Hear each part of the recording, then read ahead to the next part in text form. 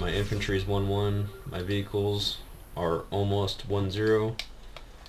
And our opponents are keeping up on that well as well. But the problem I see here is four barracks. He's still producing Marines off of these barracks with tech labs on them. He could switch one of these out, build a reactor on it, switch the factory onto the tech lab, start making more units, because he has more built-up resources than I do. And that's not good, because we'll see if that comes into play here, as he is only technically running off of five building... crap. Sorry about that. 5 production facilities. That's the term I like to use. I had to pause for a moment there. And a ton of zealots. This is something that scares me in some games recently. If you're in 2 vs 2, just know that zealots, especially with charge, they have been winning a lot of games against us lately. I don't know what it is. Maybe, especially when Protoss can use warp gates to be able to warp out any army composition they can. Sometimes when a game goes very long and a Protoss player has a lot of pent-up resources, warping out a ton of zealots can do a surprising amount of damage.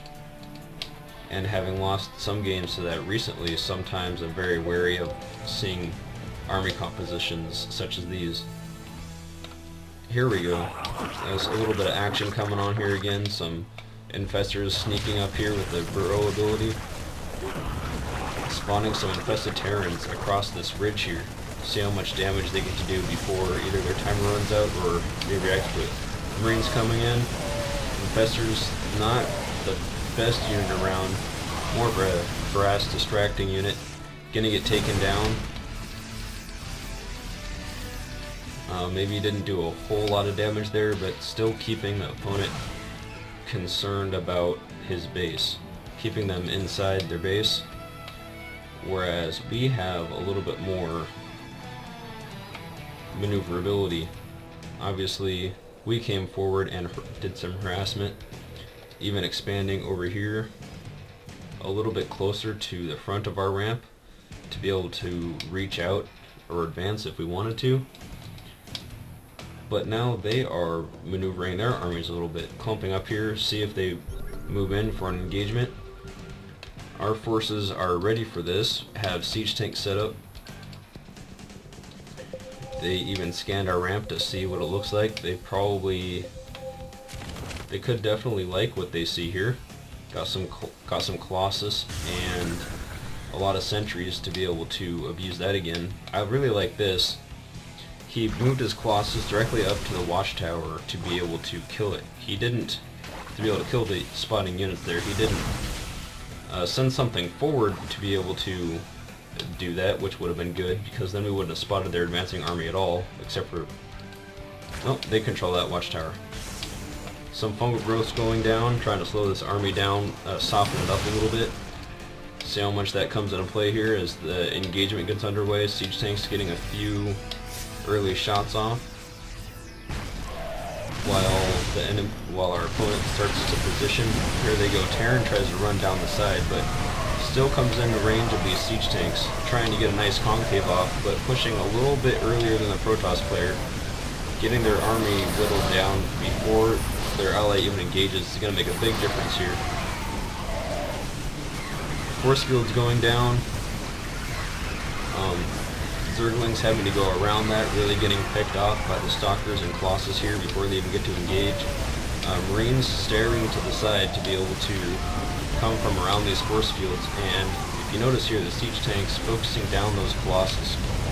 We all know those Colossus can really wreak havoc on a bio build here. More fungal growths going down, really whittling down. These stalkers keep them from being... They have blink, which they could have gotten away at this point.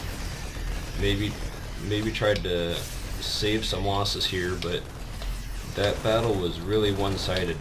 Looking at the army tab, the supply, I'm about double supply, and my ally Well, he's still a little bit under. Has probably quite a bit of resources to be able to do something. Even has an extra inmates hatchery here, but possibly it would be best at this point to even hold on to those resources to be able to react to anything the opponents might come up with here. React to any varying strategy they try to come up with. Probe transfer here, picked up a lot of probes, and I didn't notice this at first, but they even tried to expand while pushing, which is vital. Need to keep those expansions up. I had this expansion running for a long time, which is and I'm gonna be way ahead in resources here. They're probably hurting quite a bit. The main is out. He's got all of his SCVs on this expansion, and I really didn't want to let this command center get away. The siege tanks are set up to be able to harass over here if I want to, and these are staggered back a little bit in case they try to push. Lately, when holding ramps and containing, I like to be, especially on this map, I like to be staggered to the side a little bit. With this choke point is much smaller choke point than this choke point. So if I can set up over there, and I'm still able to reach out and engage if they try to get past our defenses or not.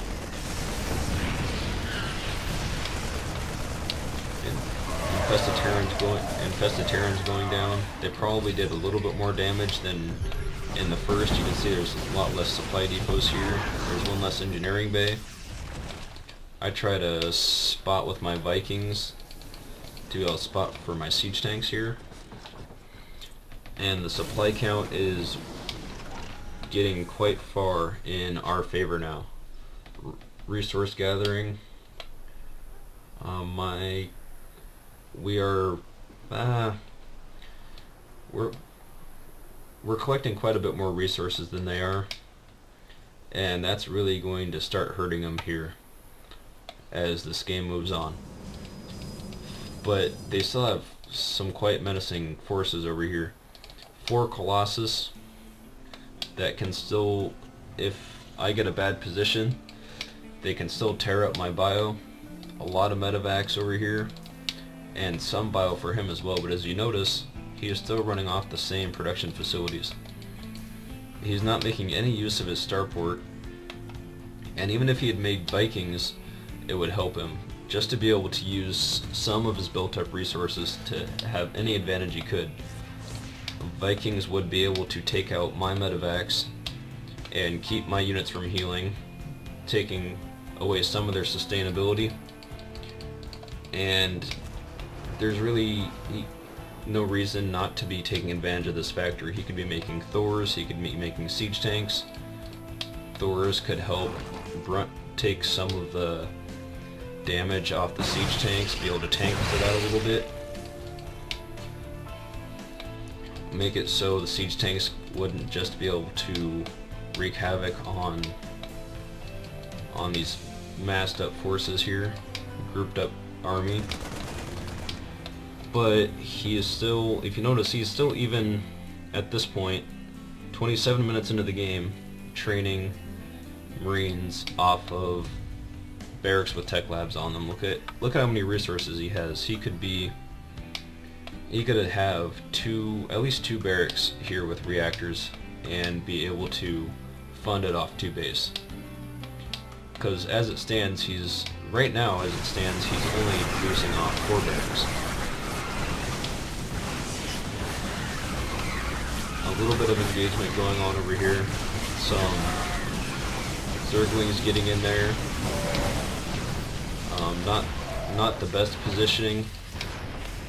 Those Zealots had charge, could really took out a lot of those Zerglings. Left the Infestors undefended there, even though, if you notice there, a neural parasite was on one of the Colossus. engagement. Terran actually did get quite a bit of forces here, and I overextended myself way too far. These siege tanks are way back here. There's nothing hardly in range. Another neural parasite. And my siege tanks are completely defenseless. And they blink in. They must not have known there's more siege tanks back here. Took out all those stalkers. Those Colossus are still alive, and Terran's going to come in here, mop up a little bit. But take a look at this. 14 kills on the siege tank, 7 kills. These were all about the same, I remember, and this Colossus has 20 kills. 21 kills now. With that 3 attack upgrade, makes them very strong, and just able to cut through Terran bio so easily. Even though we have still sitting on 1-2 upgrades, but here at the production tab, not much going on at this point. Protoss and Terran really hurting for resources right now. And another engagement. There was only a few Terran bio here, along with this Colossus, now 36 kills. And even though this was quite a bit larger bio force here, that Colossus really taking the infantry out. I'm not sure why I had units back here. I must have forgot about them somehow. I don't even remember that during the game. And see what happens here. It is really getting down to the wire. But for income wise, this game's really looking one-sided. And we'll see if they can muster up one last push to be able to pull out a win. As these siege tanks a little bit out of position there, as Colossus tries to circle around the back to pick them off. And this is a very strong position as a Terran player. I love putting siege tanks on watchtowers. And it's especially helpful on this map when we don't have enough to be able to get in here to really take out an expansion, just be able to do it from up here on the watchtower. I'm also scanning this base and keeping Zerglings at each other expansion. Need to know where the opponent's expanding, because at this point we really can't have them getting into the game. Getting back into the game by expanding. And I wasn't sure, at this point I still wasn't sure how much gas they really had left in them. So I'm always expanding, still expanding, keeping up on expansions, just in case, for some reason, if they held on to this, or if they had more resources than I thought they did, some fungal growth's going down, keeping these medevacs stationary. Oh, that one on 1 hit point, wouldn't want to be flying around on that one. And those infested Terrans really putting pressure on this expansion here. This siege tank, some thick more infested Terrans there. 14 kills, this one's hard to hit on. There we go, 45 kills on that siege tank.